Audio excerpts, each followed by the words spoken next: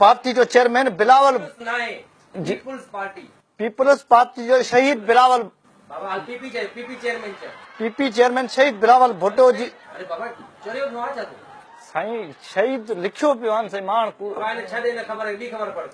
अॻूणो सदर इमरान ख़ान चयो आहे त पाकिस्तान जा चारई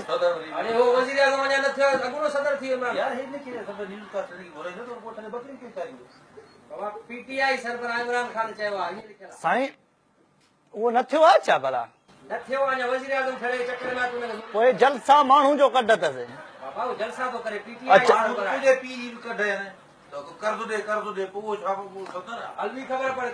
असांखे हुन बार क्रिकेट ब्रिकेट जी ॿुधायो पीटीआई जो सरबराह इमरान अॻूणो सदर इमरान ख़ान चयो आहे त पाकिस्तान जा चारई सूबा मज़बूत कया वञनि न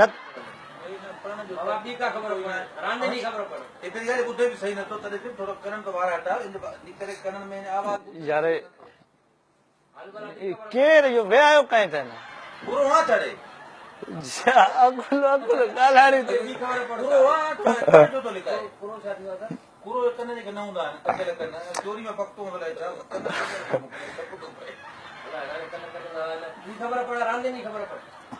शाहिद आफिरदी टिनि मलहनि में 3 विकेटा केरी विधियूं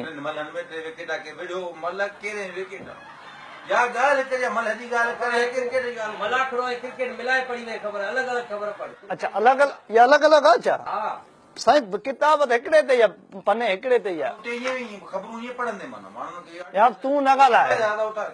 छो था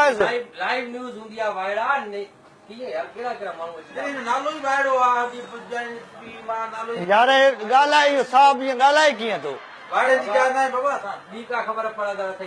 यार एतिरियूं त ख़बरूं पढ़ियूं आहे सेठ काइम अली शाह चयो आहे त मां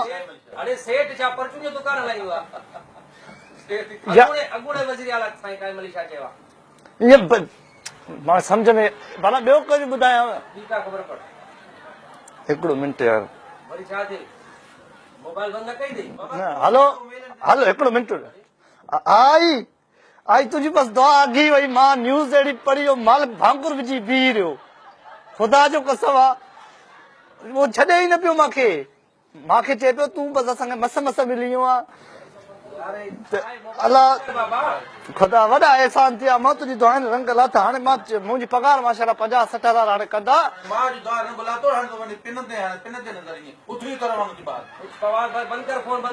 हिकिड़ो मिंट कीअं साईं अम्मा खे लाइव हले पियो छा मां अम्मा ई ॾिसे ई पई होॾे अदा हिकिड़ी बस आखिरी हाणे पढ़ूं दुआ बियो बियो बियो साईं हिकिड़ो मिंट पाकिस्तान पेदवर पंचेदवर जे लामीअ ले पंज सूबा पाकिस्तान में अच्छा पंजो साईं पंजो अच्छा अच्छा पंज हैदराबाद खां सखर ताईं रोड ठाहियो वेंदो ऐं रोड में पत्थर वॾो वॾो विधो वेंदो साईं रोडनि जूं बि त ख़बरूं हूंदियूं